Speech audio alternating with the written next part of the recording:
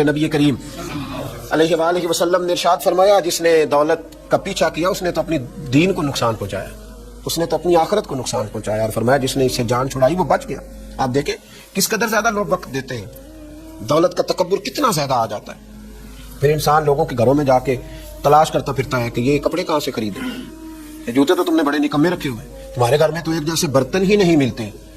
یہ فلاں چیز تو تم میرے ساتھ چلتے تو میں تمہیں بتاتا وہاں سے بڑی سستی اور سستی ملتی۔ لوگ پریشان کرتے ہیں، تکلیف دیتے ہیں، اذیت میں مبتلا کرتے ہیں، دولت کا تکبر اوڑھ کر آتے ہیں، تو پھر ہر چیز کو دنیا کی عینک سے دیکھتے ہیں۔ ایسے بیسوں غریب میں نے آنکھوں سے دیکھے ہیں، غریب آنکھوں سے دیکھے ہیں،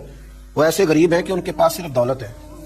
اس کے علاوہ کوئی چیز موجود نہیں، فقط دولت ہے اور کچھ بھی موجود ہے، فقط دولت کی بات کرنا۔ حضرت ام ربیہ ایک خاتون گزری ہیں، بڑی نیک اور پرہیزگار تھی، اللہ سے بہت ڈرنے والی تھی۔ ان سے کسی نے کہا زندگی میں انقلاب کیسے آیا؟ تو کہنے لگی میرے والد نے ایک معزز اور شریف خاندان سے تعلق رکھتی تھی تو میرے باپ نے میرا نکاح کر دیا۔ جس آدمی کے ساتھ میرا نکاح وہ بہت مالدار تھا، اللہ نے اسے بڑا نوازا تھا، لیکن جتنا اس کے پاس دولت تھی اس سے زیادہ بڑھ کر اس کے پاس دولت کا تکبر تھا۔ کہتی چھت پہ میں اور میرا شوہر بیٹھے تھے تو ایک غریب آدمی نے دروازے پہ آ کے دستک دی، اس نے کچھ مانگا تو میرے شوہر نے کہا خو کہ لوگ کس قدر پریشان کرتے ہیں، کھانے کے وقت بھی آ جاتے ہیں، سونے کے ڈانٹ دو اس کو۔ فرماتی ہیں جب میں باہر نکلی نا اس کی میں نے حالت دیکھی تو مجھے ترس آیا، اس کے ہونٹوں پہ جمی ہوئی خشکی نے بتایا کہ پتہ نہیں بیچارے نے کب سے روٹی کھائی، اور اس کی آنکھیں ترس رہی تھی، لگتا تھا کہ کئی دروازوں سے ہو کر اور خالی آیا ہے۔ تو کہتے میں نے اپنی جیب سے اپنے شوہر سے آنکھ بچا کے چند آنے جب اس کی طرف بڑھائے تو میرے شوہر نے دیکھ لیے، نیچے آیا، میری اجازت کے بغیر تم نے فقیر کو دیا، میری اجازت کے بغیر اب تم اتنی با اختیار ہو گئی ہو کہ بنا میری اجازت کے دو گی؟ کہتے بس اسی جرم میں اس نے مجھے طلاق دے دی۔ میں شریف زادی تھی پر انتہائی تکلیف کے عالم میں واپس آئی، اور کہتے ہیں جب میں واپس پہنچی بڑی تکلیف میں پہنچی، میرے والد بڑے پریشان ہوئے، جب بیٹی کو طلاق ہی ہو جائے کیا حالت ہوتی ہے۔ فرماتی ہے کہ پھر کچھ عرصے کے بعد میرے والد نے تلاش کرنا شروع کیا، ڈھونڈنا شروع کیا، غور کرنا شروع کیا، لیکن کوئی مناسب رشتہ نہ ملتا تھا۔ کہتی تلاش کرتے کرتے کرتے کرتے 2، 2.5، 3 سال لگ گئے۔ ایک شخص نے بڑی رغبت کے ساتھ میرا رشتہ مانگا اور بڑی محبت کے ساتھ اس نے طلب کیا اور بڑی منت کی۔ کہتے میرے ابا نے طے کر دی، شادی کی پہلی رات جب وہ حجرہ عروسی میں داخل ہوا، کہتی میں نے اس کا چہرہ دیکھا تو میں پریشان ہو گئی، یہ تو وہ شخص ہے جو میرے دروازے پہ بھیک مانگنے آیا تھا، تو وہی ہے جس کی خاطر مجھے طلاق ہوئی۔ تو کہتی ہے وہ شخص روئے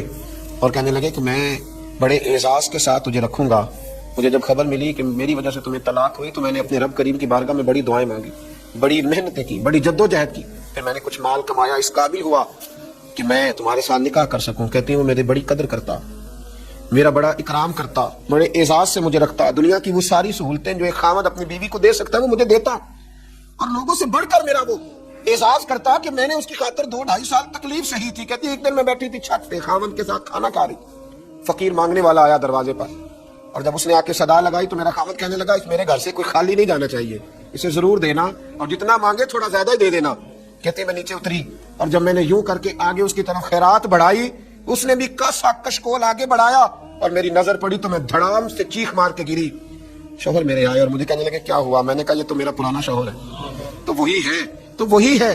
جس نے مجھے اس تکبر سے طلاق دی۔ کہتے وہ دروازے پہ رو رہا تھا اور کہہ رہا تھا دنیا والوں تکبر نہ کرنا، دولتوں پر کبھی بھی